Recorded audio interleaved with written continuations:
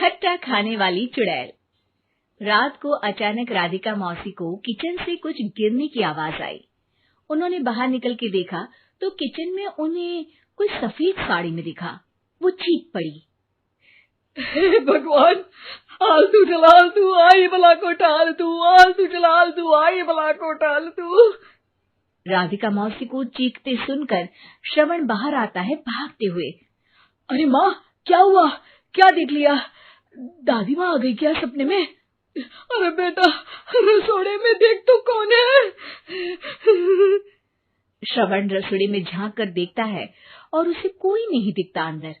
अब रसोड़े में तो कोई नहीं है माँ। कोई सफेद साड़ी में नहीं है क्या?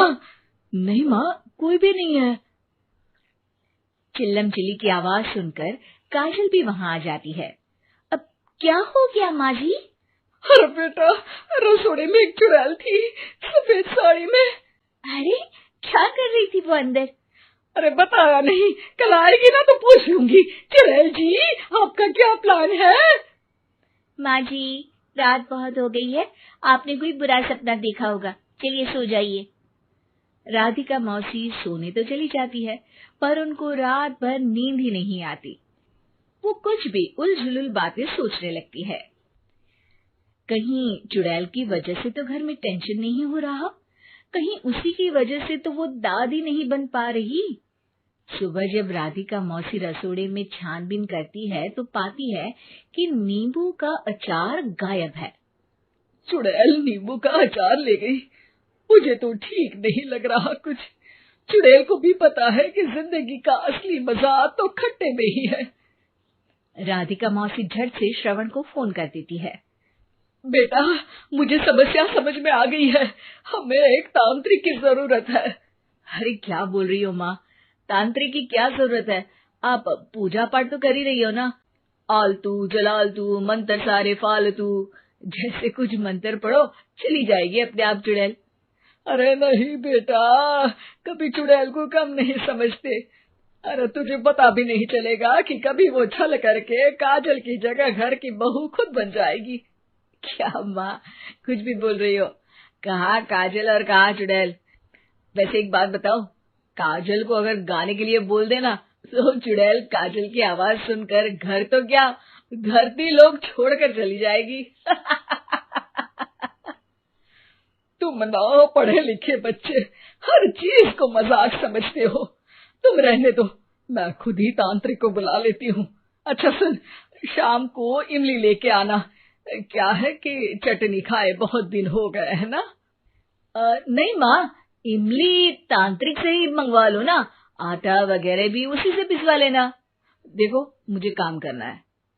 श्रवण रात को कई तरह की सब्जियों के साथ माँ के कहने पे चटनी के लिए इमली भी ले आया था, लेकिन राधिका मौसी के दिमाग में अलग ही फिल्म चल रही थी।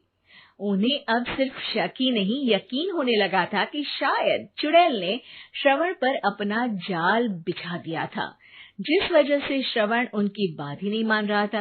पर कोई नहीं, आने वाली रात में राधिका मौसी खुद तैयार हो गई चुड़ैल को पकड़ने के लिए। रुद्राक्ष की माला, तुलसी का पत्ता, हनुमान चालीसा सब हाथ के पास ही था, बस चुड़ैल का इंतजार था।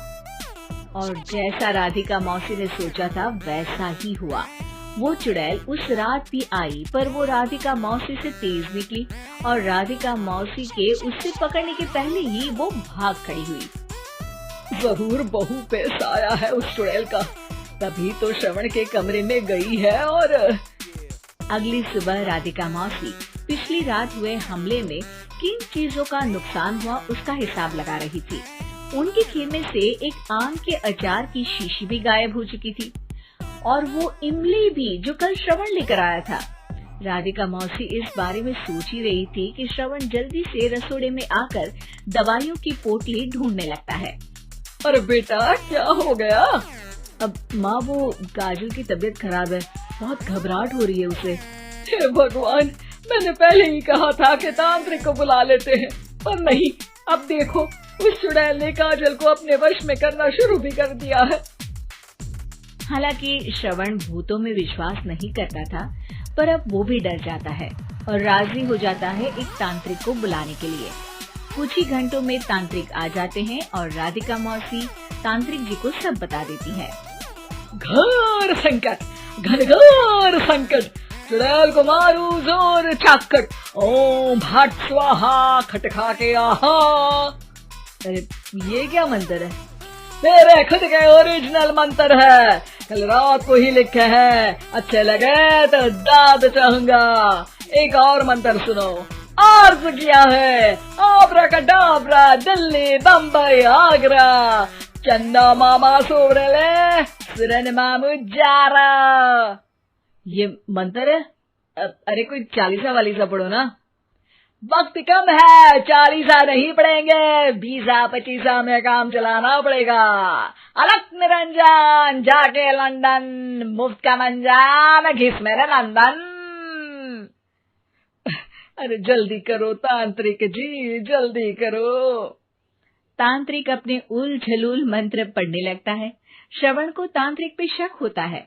वो अपने एक डॉक्टर दोस्त को कॉल कर देता है ताकि कोई अनहोनी हो तो इमरजेंसी में चीजें मैनेज हो जाए। तांत्रिक धुनी रमाता है, जिसकी वजह से कमरे में काफी धुआं हो जाता है और जिसकी वजह से बहू की घबराहट बढ़ जाती है। अब भागेगी चुड़ैल। हाँ। बहू खांसते हुए धुएं से बचने के लिए बाहर चली जाती है। अरे भाग रही है, भाग रही है। पीछे पीछे श्रवण भी जाता है।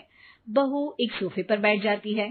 तभी डॉक्टर दोस्त आ जाते हैं और श्रवण को पानी लाने के लिए कहते हैं। थोड़े चेकअप के बाद डॉक्टर कहते हैं, मेरे हिसाब से जाप का काम पूरा हो गया है। क्या मतलब? अरे कुछ भी नहीं माँ, कोई चुड़ैल नहीं है, खुशखबरी है, अब दादी बनने वाली है। मगर वो सब अचार के डब्बे। श्रवण दोनों अचार के डब्बे अपनी माँ को दिखाता है, जो कि उनके बिस्तर के नीचे छुपे हुए थे। आपने सही बोला था माँ, वो चुड़ैल काजल ही थी जो खट्टा खा रही थी। हमें कल ही पता चला, पर हमने आपको ये तांत्रिक वाला काम करने दिया ताकि आपको भरोसा हो जाए कि भूत वगैरह कुछ होता ही नहीं। अच्छा अच्छा, ये तो बड़ी खुशी की बात है, पर बेटा मुझे एक झाड़ू तो ला दे। क्यों माँ? ये तांत्रिक का भूत उतारती हूँ मैं। अब तांत्रिक राधा मौसी के डर से घर से भाग निकलता है और राधा मौसी उसके पीछे भागती है। अरे संकट ये घनघोर है, तांत्रिक मुआ चोर है।